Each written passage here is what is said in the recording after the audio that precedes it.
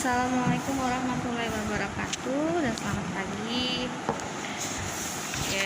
Hari ini kita mulai belajar lagi. Kita masuk ke subtema 2, indahnya kebersamaan dalam keberagaman.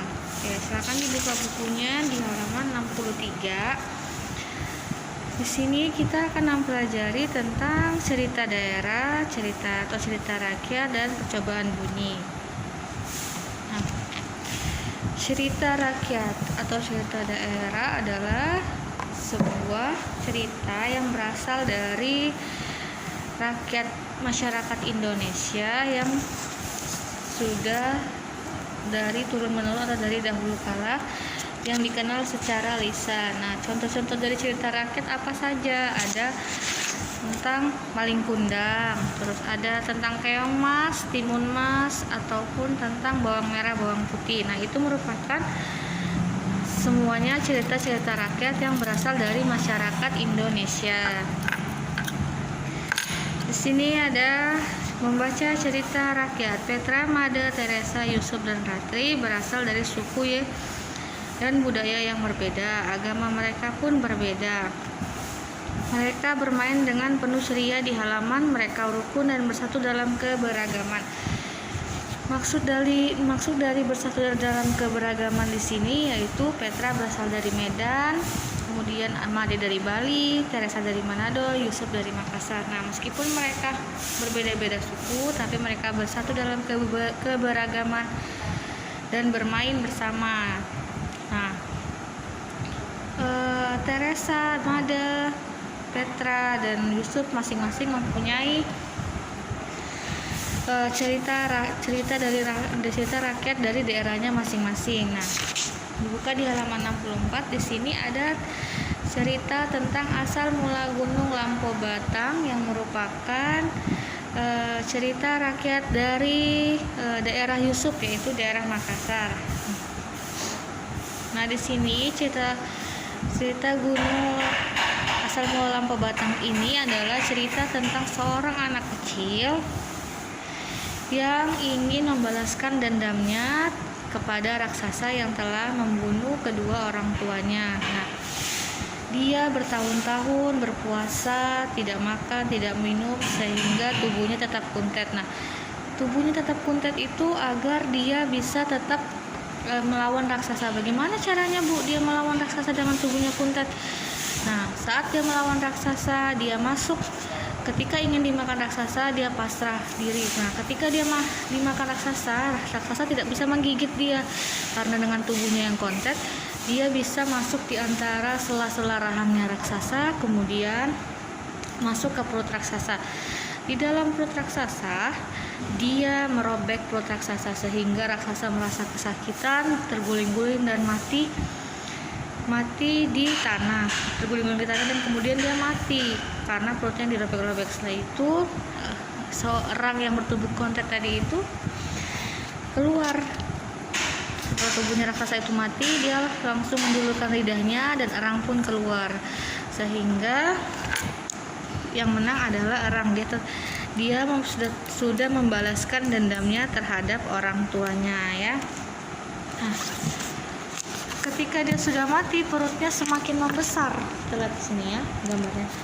Perutnya semakin membesar sehingga perutnya semakin membesar dan kemudian berubah menjadi gunung, sehingga masyarakat yang ada di Kota Makassar menyebutnya sebagai Gunung Lampo Batang, yang artinya Lompo itu besar, Batang itu perut, jadi artinya perut besar. Makanya disebut dengan asal mula Lampo Batang, asal mula di gunung yang ada di Sulawesi. Kemudian buka lagi halaman 67. Halaman 7, mengamati bunyi. Bunyi merupakan salah satu bentuk energi. Energi yang dihasilkan dari bunyi disebut dengan energi bunyi. Jadi bunyi itu menghasilkan sebuah energi, ya, bentuk energi, yaitu namanya energi bunyi. Pernahkah kamu mendengar petasan yang meledak? Tentu telingamu menjadi sakit karena suara ledakan petasan tersebut. Bunyi yang dihasilkan petasan sangat besar. Itulah yang disebut energi bunyi yang besar ya. Bagaimana cara kita mengukur kekuatan bunyi dengan satuan desibel? Tingkat kekuatan bunyi yang besar lebih besar dari 120 desibel dapat merusak pendengaran telinga. Jadi telinga kita ini juga tidak bisa mendengar bunyi yang terlalu keras. Cukup dengan 120 desibel. Kalau lebih dari 120 desibel, maka telinga kita akan rusak karena mendengar bunyi yang terlalu keras. Bunyi dapat dihasilkan dari berbagai macam sumber. Nah, di sini dibuka halaman 68. Bunyi sebenarnya dihasilkan oleh benda yang bergetar. Nah, jadi semua benda yang bergetar itu menghasilkan bunyi. Contohnya handphone. Handphone kalau kita taruh di meja kemudian ada yang telepon, dia bergetar, dia menghasilkan bunyi. Gong, contohnya ini gong. Gong yang dipukul atau beduk yang dipukul di masjid, ketika dipukul dia akan menghasilkan getaran. Getaran itu yang akan menghasilkan sebuah bunyi. Kemudian nyamuk bagaimana Bu nyamuk bergetarnya Bu?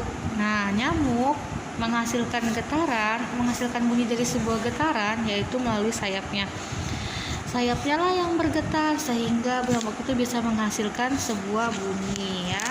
Kemudian nah, apalagi yang bisa menghasilkan sebuah bunyi Bu dari sebuah getaran? Contohnya alat musik, trompet, gitar, terus piano, drum. Nah, ketika mereka dimainkan, semua alat musik itu pasti akan mengalami